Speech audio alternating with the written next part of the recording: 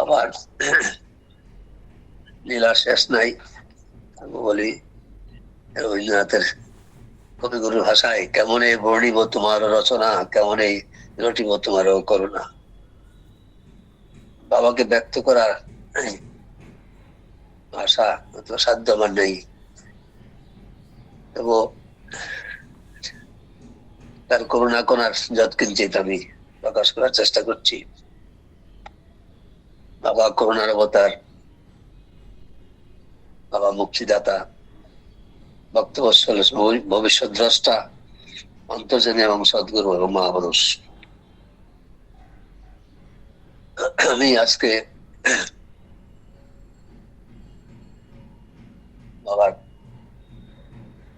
14 সালের কিছু ঘটনা আছে সেটা আমি বলছি, তারপর আমরা 16 সালে আমরা কিছু ঘটনা আছে আমি আজকে বলার পরে কালকে বলবো, তারপরে শেষ করব, কালকেই শেষ করব আশা করছি।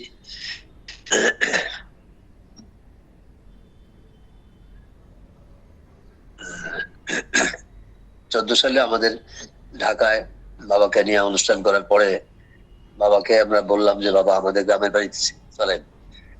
বাবা তৎক্ষণাৎ বললো যে ঠিক আছে চলো যাব। বাবা রাজি হয়ে গেলেন। আমরা পরদিন ভোরবেলা বাবাকে নিয়ে আমাদের গ্রামের বাড়িতে রওনা হলাম। যাওয়ার পথে একটা ছোট ছোট ছোট ঘটনা সেগুলি বলি। আমার এক ভাই বাবার সম্বন্ধে বাবার কাছে ছিল, বাবা কাছেই ছিলেন, কিন্তু ও খুব কথা বলতেছিল, বেশ বেশি বেশি কথা বলতেছিল। এত কথা বলছিল কিন্তু বাবাকে হাসানোর চেষ্টা করছিল কিংবা ফান করছিল অতিরিক্ত কথাগুলি। বাবা খুব ভালোভাবে নেয় আর কি। বাবা এটা শুনলো, শোনার পরে আমাকে বললো তুমি একটা দাও, একটা কাগজ কলম দাও আমাকে। তো আমি একটা কাগজ কলম দিলাম। বাবা একটা ছোট কাগজে লিখলো unnecessary conversation is harmful to body and mind। লেখা এটা বললো তুমি একটা কাজ করবে, এই লেখাটা তুমি বড় করবে, অনেক বড় করে লিখবে। তো এখানে কোন কাগজ থাকলে তুমি একটা লেখো, আমি দেখা দিচ্ছি। লিখলাম, তারপর এটা গাড়িতে যারা আছে সবাইকে দেখাও। মুখে কিছু বললো না বাবা, কিন্তু এটা দেখাইতে বললো। তারপর বললো যে তুমি এই কথাটা তুমি তোমার চেম্বারে লিখে রাখবা। হ্যাঁ, তো আমি মাঝে মাঝে এটা দেখি যে রোগীরা যখন আসে, যেটা রিলেভেন্ট কথা ছাড়া অন্য অনেক কথা বলে, অনেক কথা, আননেসেসারি কথা অনেক বলে। তো যাই হোক, তো এটা শুনে আমি চিন্তা করলাম সে লাগাবো, আমার লাগানো হয় নাই। তো চিন্তা করছি, কিন্তু আমার মনে হচ্ছে যে বাবা এই কথাটা মনে পড়ছে এবং আমি লাগাবো, যে কদিন করবো খুব রিসেন্টলি এটা লাগাবো। যাই হোক, সেটা হলো। তো বাবা আমাদের ঢাকা থেকে আমার বাড়ি, গ্রামের বাড়ি প্রায় 2.5 ঘন্টা থেকে 3 ঘন্টা লাগে আর কি। যাই হোক, সকাল সকালে আমরা বাড়িতে পৌঁছে গেলাম। পৌঁছে গেলে আমাদের বাড়িতে একটা ছোট গ্রামে একটা ছোট মন্দির আছে, সেখানে গেলেন, প্রণাম করলেন। তারপর আমাদের বাড়িতে যাই বাবা হাঁটলেন। আমাদের ভিতরের বাড়িতে একটা এবং বাইরের বাড়ি দুইটা বড় বড় উঠান আছে। বাবা ওখানেই হাঁটতে শুরু করলেন এবং জব করতে শুরু করলেন। তারপরে মামুনিকে যাওয়ার বলে মামুনি তুমি রান্না করে যাও। আমরা আগে রান্না করে বাবা আসতেছে এবং একটু সবজি এগুলি রেডি করার জন্য বলে রাখছিলাম। যাই হোক, রান্না করে উনি গেলেন। তো বাবা কিন্তু আগের থেকে এটা সিরিয়াস যে এটা প্রসাদের ব্যবস্থা হবে এবং বাবা আশেপাশে যারা আছে তাদের প্রসাদ বিতরণ করবেন, এটা বাবা মন স্থির করছেন। আমরা কিন্তু এই বাবা যখন আসলো, আমাদের গ্রামের লোকদেরকে বললাম যে মহাপুরুষ একজন আসছে, তো আপনারা আসেন, আপনারা নিমন্ত্রিত এবং প্রসাদ পাবেন। তো তারা সবাই আসলো এবং গ্রামের আমাদের প্রসাদের ব্যবস্থা হয়ে গেল। তো বাবা নিজেই প্রসাদ বিতরণ করা শুরু করলেন। হ্যাঁ, সেদিন দেখলাম যে বাবা একেবারে খুবই সিরিয়াস। হ্যাঁ, নিজে প্রসাদ বিতরণ করতেছেন সবাইকে, এবং নিজে বারবার বলে বলে বলে দিচ্ছেন, আরো দিচ্ছেন। সেভাবে আর কি যে সুন্দরভাবে উনি প্রসাদ বিতরণ করছেন, আমরাও পাশাপাশি থাকছি, দিচ্ছি, বাবা করতেছেন। তারপরে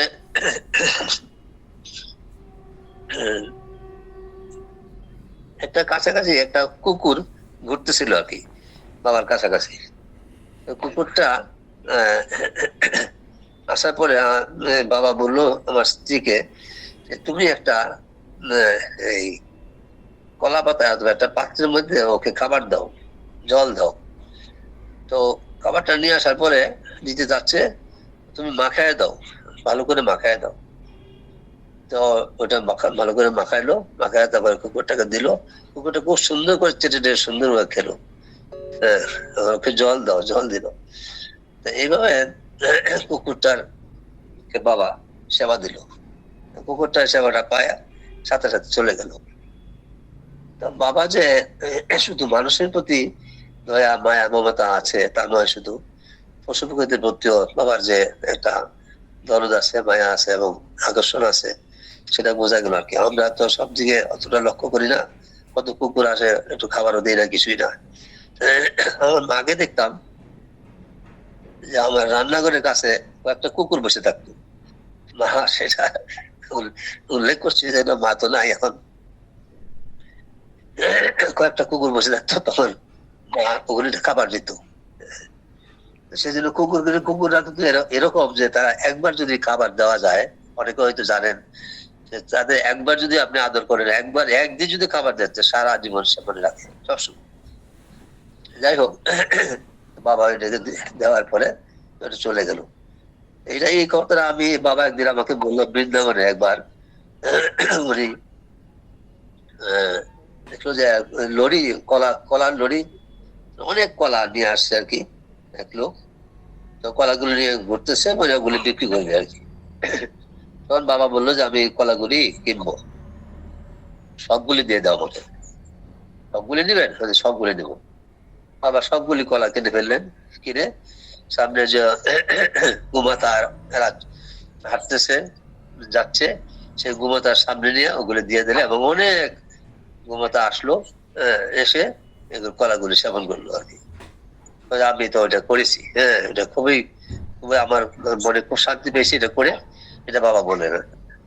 কিছুদিন আগে শর্মিলা আমাদেরকে এই অনুষ্ঠানে বলছিল যে সে যখন বাবার সঙ্গে যাচ্ছিল, তখন প্রচুর অনেক হাজার টাকার ঘাস কিনেছিল বাবা, কিনে গোমাতাকে দিয়েছে। আমরা তো সেগুলি করি না সাধারণত, তবু বাবা যে সবকিছুই লক্ষ্য রাখেন, শুধু মানুষ নয়, পশুদের প্রতিও যে তার বাবার দরদ আছে সেটা বোঝা যায় আর কি। বাড়িতে আমরা তারপর বাবা সেদিনই আমরা আবার সন্ধ্যার দিকে বাড়ি থেকে ফিরে আসলাম।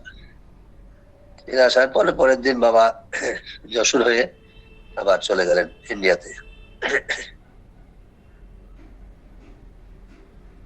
আমার একটা আমি ছোটখাটো ঘটনা বলছি আজকে। আমার বাসাতে একটা মেয়ে ছিল, নাম ছিল তমা।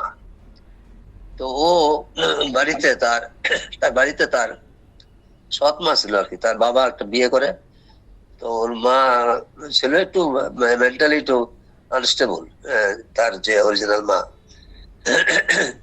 কিন্তু সৎ মা আসার পরে তাদের কিছু সমস্যা হয়, তাদের খাওয়া দাওয়া, তাদের স্কুলে পড়াশোনায় বেশ সমস্যা হয়।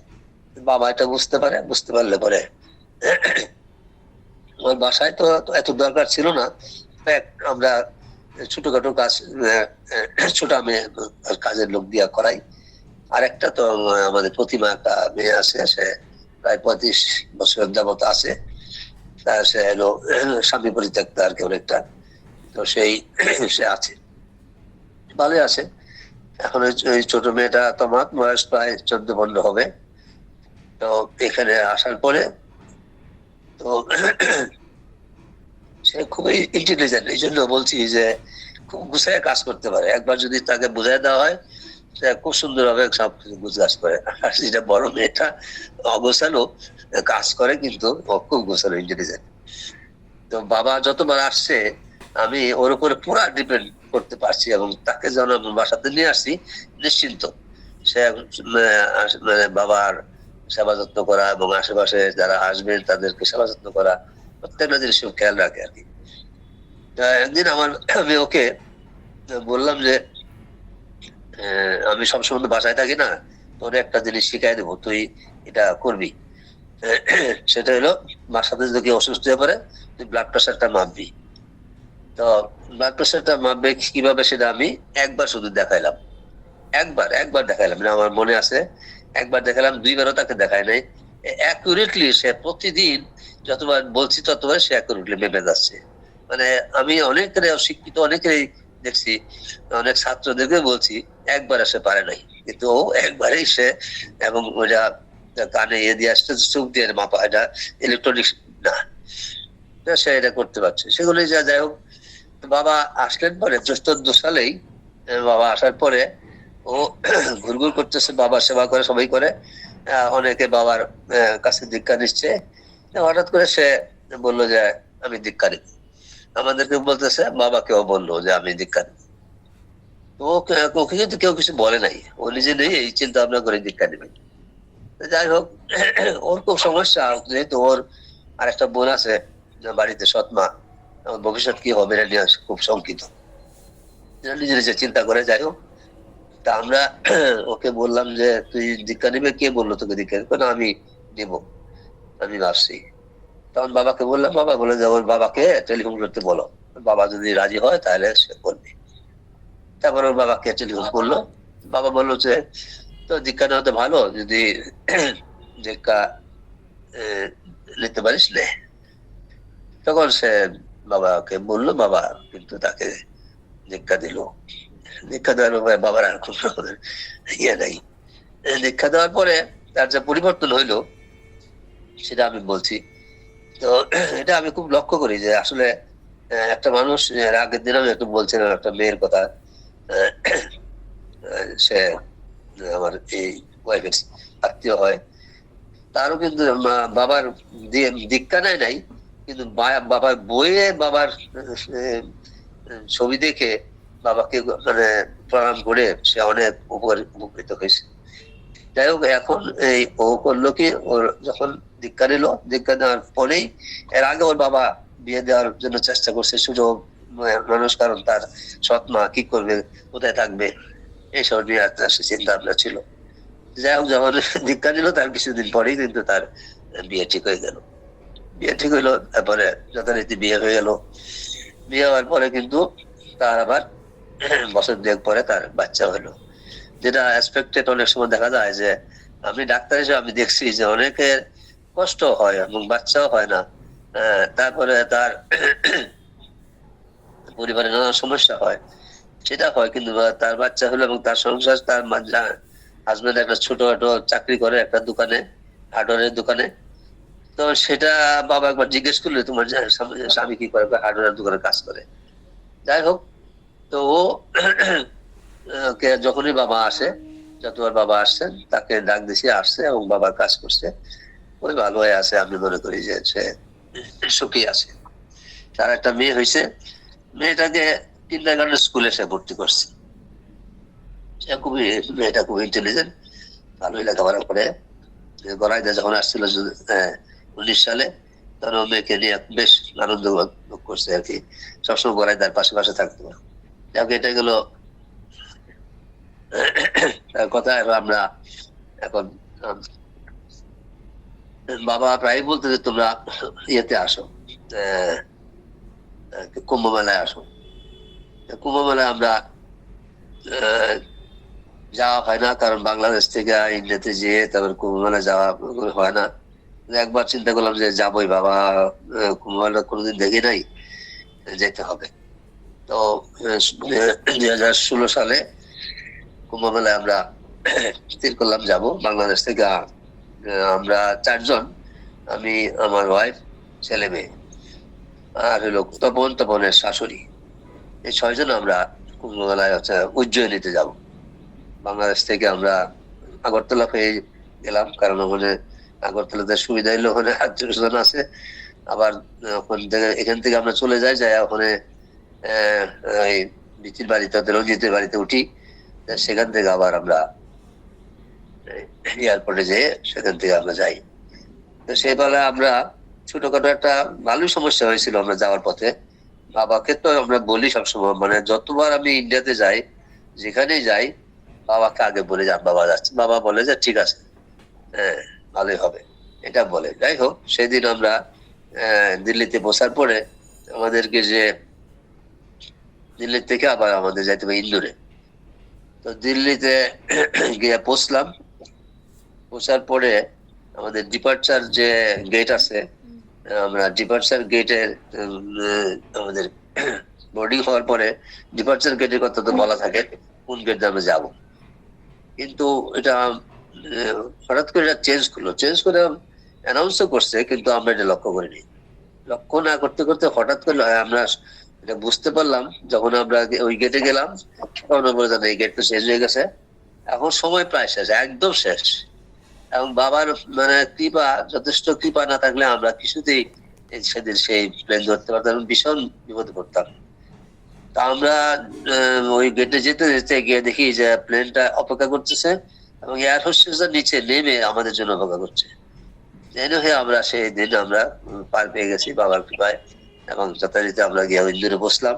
ইন্দোরে বসার পরে হিরামন আমাদের জন্য গাড়ি নিয়ে আসলো।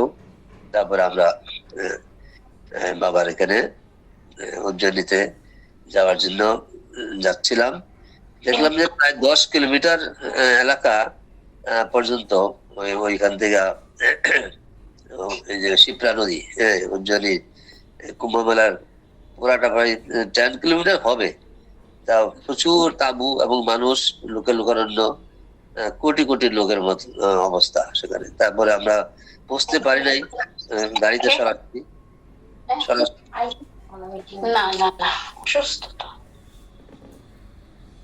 সরাসরি তো একেবারে বাসার কাছাকাছি, যদিও রাস্তা আছে কিন্তু সুন্দর, কিন্তু এত লোকের লোকারণ্য। আর আগের দিন একটা বিরাট ঝড় হয়েছিল, যারা গেছেন তারা মনে রাখতে পারবেন, প্রচন্ড ঝড় এবং ঘূর্ণিঝড় হলো, ফলে লোক মারা গেছিল এবং একদম সব মানে উল্টাপাল্টা হয়ে গেল, লন্ডভন্ড হয়ে গেল। এলাকা যেখানে তাঁবু ছিল অনেকেরই ক্ষতি হয়েছে। যাই হোক, আমরা সেটার মধ্যে পড়িনি বাবার কৃপায়। আমরা গিয়ে পৌঁছি, তারপর প্রায় 2 কিলোমিটার আগেই আমাদেরকে গাড়িতে থেকে নেমে প্রায় হিরামনের সঙ্গে আমার আরেক ভক্ত ছিল, তারা সহ আমরা সবাই আমাদের হেঁটে হেঁটেই বাবার এখানে চলে আসলাম। বাবা তো এই যে যেখানেই যান অনেক আগের থেকে প্ল্যান করেন, এবং এই উজ্জয়িনীতেও প্রায় 6 থেকে 8 মাস আগেই বাবা জায়গাটা ঠিক করেন, এবং খুব সুন্দর একটা বাসা নেন বাবা। তো সেটা খুব কাছাকাছি আমাদের স্নান ঘাট, খুবই কাছাকাছি দেখা যায় একদম। তো বাবা যাওয়ার পরে বাবা খুব খুশি, চিরাচরিত সুন্দর হাসি, এবং আসো আসো বসছো, আসছো, খুব ভালো হয়েছে, ভালো হবে। তো আমরা ঠিক আছে, হাত মুখ দিয়ে খাও। আমরা সন্ধ্যার পরে গিয়ে পড়ছিলাম। তো যাই হোক, বাবা খুব আমাদের জন্য, আমাদেরকে পায়ে খুব খুশি হইলো, দেখলাম। তারপরে বাবা ছোটখাটো টুকটাক ঘটনা বলছি এই জন্য যে বাবার কথা না শুনলে অনেক সময় যে বিপদ হয়, সেগুলো একটা ঘটনা যে আমরা বুঝাচ্ছি। বাবা শাহী স্নানের দিন বাবা আমাদের সবাইকে নিয়ে স্নান করতে গেল, খুব কাছাকাছি, বললাম তো একদম আমরা যেখানে বাসাটা ছিল বাসার থেকে দেখা যায় ঘাটটা। আমরা সবাই গেলাম, যে বাবার কাছে সঙ্গে যায় আমরা স্নান করলাম, করে তারপরে আবার ফিরে আসলাম। তা আমি বাবাকে বললাম যে বাবা খুব সুন্দর তো, জলটাও ভালো, জলটা মনে হলো। ওই যে না, এটা বদ্ধ জল, এটা শুকায় যায়, এটা অন্য নদী থেকে এই জলটা আনা হয়, আনার পরে এটা এখানে মেলা হয়, কুম্ভ মেলা, এবং সেখানে স্নান করা হয়। তো এটা বদ্ধ জল, তো এখানে বেশি স্নান করা উচিত হবে না। হ্যাঁ, আমি আবার বললাম যে আমরা তো প্রত্যেকদিন আসা স্নান করতে পারি। বাবা বললেন যে না, এখানে আসলে তোমার বারবার আসলে স্নান করলে অসুখ হইতে পারে। তা এই লোভটা আমি ছাড়তে পারি নাই। ছোটবেলায় বাড়িতে পুকুর আছে, পুকুরে সাঁতরাইতাম, তো এরকম একটা পাশাপাশি পাইলাম, তো ভাবলাম যে ঠিক আছে। আর এরপরে আমি আরেকদিন গেলাম। সেদিন প্রচন্ড বৃষ্টি, বৃষ্টির মধ্যে গেলাম, গিয়া ভিজলাম, তারপরে আবার চান করলাম, চান করে আবার বৃষ্টিতে ভিজে আবার বাসায় আসলাম। যা হইলো যে যেদিন আমাদের ফ্লাইট, তার আগের দিন থেকে আমার জ্বর আসলো। জ্বর বেশ ভালোই জ্বর। তারপরে আমাকে হিরামন একটা ট্যাবলেট দিল। ট্যাবলেটের মধ্যে কি আছে আমি বললো যে এটা জ্বর কমে যাবে। তো ওটা প্যারাসিটামল ট্যাবলেট, কিন্তু ইন্ডিয়াতে একটা সমস্যা হলো যে ওখানে কম্বিনেশন ডাক বেশি, কম্বিনেশন জিনিসটা অনেকে বুঝেন বোধ হয়তো বা, যেমন একটা ওষুধের সাথে আরেকটা ওষুধ মিলানো আর কি। মনে করেন যে আমাকে ট্যাবলেটটা দিল প্যারাসিটামল, তার সাথে আপনার ব্যথার ওষুধ লাগানো আছে। হ্যাঁ, তো আমার কিন্তু ব্যথার ওষুধ খাওয়া নিষেধ, কারণ আমার যে নাকের সমস্যা এবং একটু জাস্ট স্পাজম আছে, সেজন্য খাওয়া নিষেধ। তো আমি সেটা খেয়ে নিলাম। খেয়ে নেওয়ার পর আমার তো প্রচন্ড রিয়াকশন হলো, এত রিয়াকশন হলো যে আমি তো মাথা দিয়ে তুলতে পারছি না, এবং পালপিটেশন খুবই খারাপ অবস্থা। এবং আমার ফ্লাইটও সেদিন আমি তো যাইতে পারবো কিনা সন্দেহ, মানে মনে হয় যে আমি হাসপাতালে চলে যাই। এই অবস্থায় খুবই কাহিল হয়ে গেলাম আমি। সাথে সাথেই এই এই বাবার কাছে গেলাম। বাবা ওরকম দেখলেন, দেখা দিকে তারপরে আমার বললেন যে ওষুধ খাওয়ার ব্যাপারে সাবধান হওয়া উচিত বলে দিলে। তারপরে আচ্ছা ঠিক আছে, যারা একটা ওষুধ আনাইলেন নিরামনকে দিয়া, তো এটা দিলেন। তারপরে কিছুটা স্টেবল হইলাম। তো প্রেশার বেশ কম ছিল। তারপর বললো কি, বাবা তোমরা তাড়াতাড়ি রানা দাও, এখনই রানা দাও। তা আমরা একটু দেরিতে রানা দিতে যাচ্ছিলাম, কিন্তু বলো যে তাড়াতাড়ি রানা দাও। বাবা তো সব বুঝেন যে কি হচ্ছে। আমরা যে গাড়িটা ঠিক করলাম, সে গাড়িটা কিন্তু আমরা টেলিফোন করে আর পাই না, এবং সে টেলিফোন ধরলো, বললো যে না আমি যাবো না। সে সরাসরি রিজেক্ট করলো। প্রচন্ড ভিড়, এটা অকল্পনীয় আর কি। বললাম তো কোটি কোটি লোকের সমাবেশ, সেখান থেকে সমস্ত রাস্তাঘাট বন্ধ, এখন কিছুতে যাওয়া যাবে না। আমরা যদিও এখানে এই বাসাতে থেকে আমরা যখন শাহিস্তান হয় এবং যারা যারা এখানে আসছেন, তারা সবাই একটা মিছিল করেন, মিছিলটা আমরা দেখতে পাই সবাই। যাই হোক, সেদিন যে অবস্থা হলো যে তারপর তো আমি কোনো গাড়ি পাচ্ছি না, এবং এরামল খুঁজলো, সবাই খুঁজলো যে কোনো মাইক্রো পাওয়া যায় কিনা, পাওয়া গেল না। শুধু একটা ভ্যানের মধ্যে উঠে, আমার জন্য ভ্যানটা ঠিক করা হলো, ভ্যানের মধ্যে উঠে আমি মাঝখানে বসে থাকলাম, সবাই ঠেলে ঠেলে নিয়ে গেল, প্রায় 2 কিলোমিটার নিয়ে গেল। তারপর একটা মাইক্রো থেকে আমরা বসলাম। যাই হোক, তারপরে আমার আর কোনো সমস্যা হয় নাই বাবার কৃপায়। আমরা ঠিক মতো আমরা বুঝতে পারছি এবং বাংলাদেশে চলে আসি। যাই হোক, এটা গেল উজ্জ্বলীর।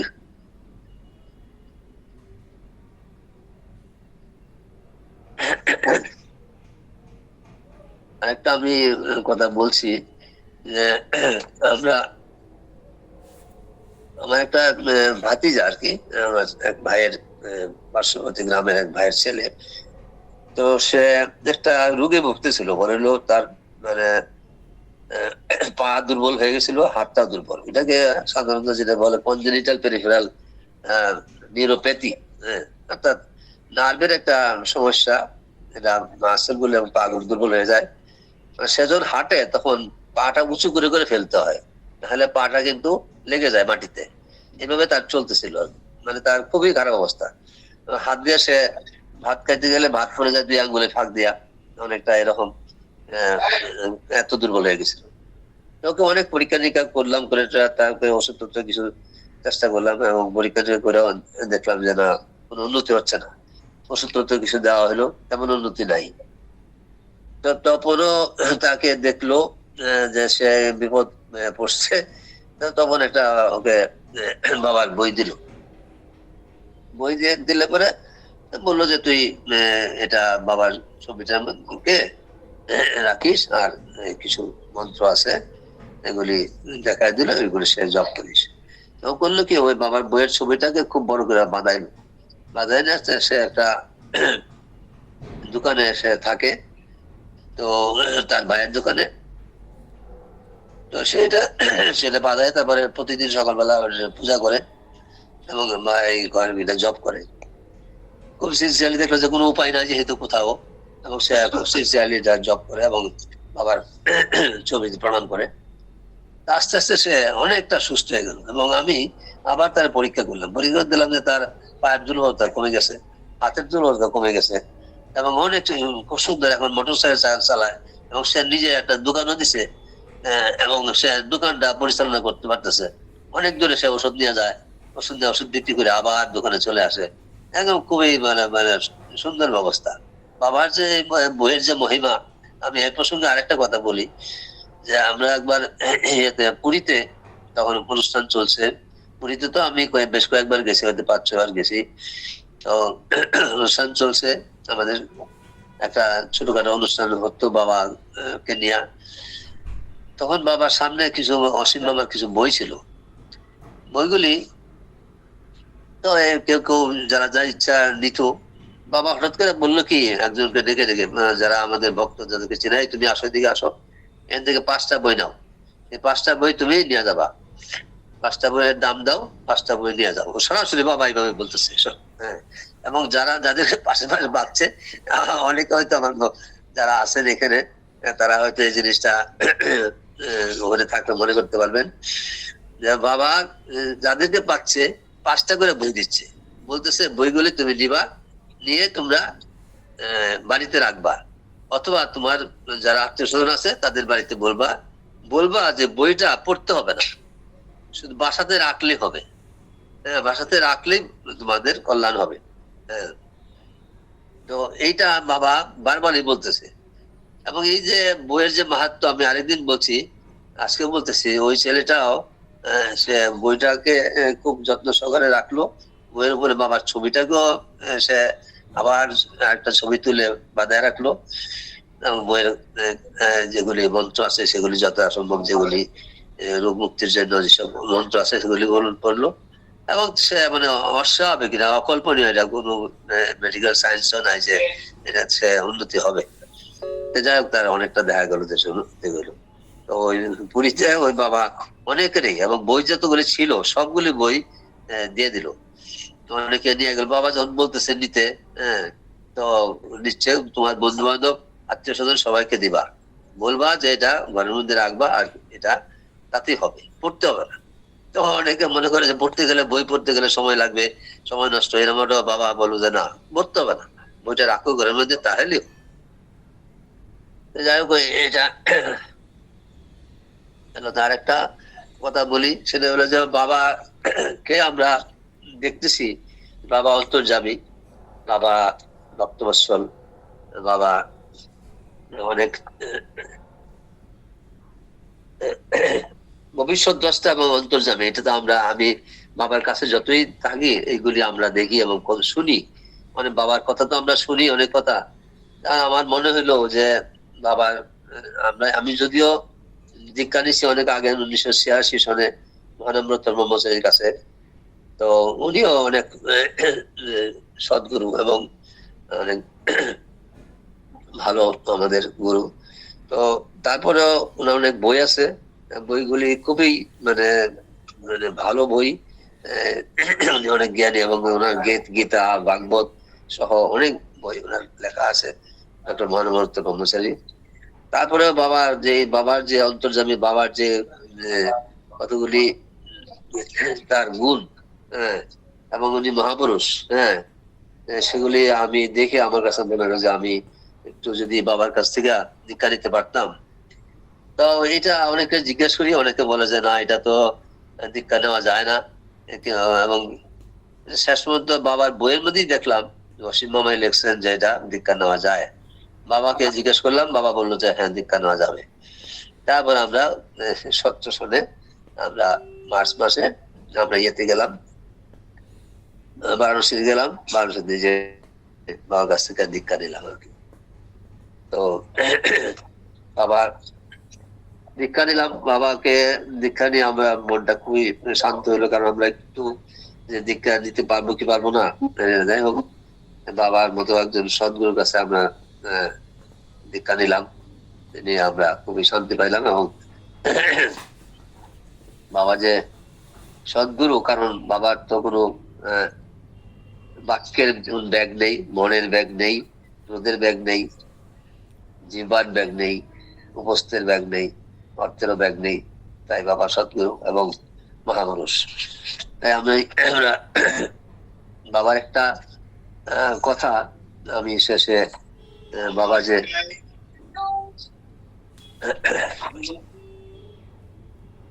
আমরা ধর্ম নিয়ে কথা বলি, কিন্তু ধর্মের কোনো আমরা সংজ্ঞা পাই না। বাবা লেখছেন, বাবা তো সাধারণত কোনো বক্তৃতা বিবৃতি কম কম দেন, কিন্তু বাবার একটা লেখা চিঠি, কস্তুরীদের কাছে লেখা একটা চিঠি, চিঠিতে বাবা ধর্মের ব্যাপারে একটু কথা বলছেন। সেটা একটু বলে আমরা শেষ করছি আর কি। বাবা বলেছেন, সত্যিকারের ধর্ম হইল অন্তরের ধর্ম। অন্তরকে প্রথমে শুদ্ধ করিতে হইবে। সত্য, ভালোবাসা এবং পবিত্রতাই ধর্মের ভিত্তি। জীবকে বসে আনো, মনকে জয় করো, নৈতিক উৎকর্ষের চেষ্টা করো এবং জীব সেবা, শুভেচ্ছা, বন্ধুত্ব বিলাইয়া দাও।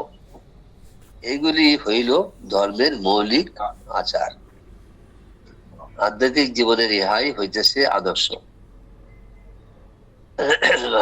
বাবার অনেক কথা আছে, যেগুলি অনেক উপদেশ আছে, যা বলে শেষ করা যায় না।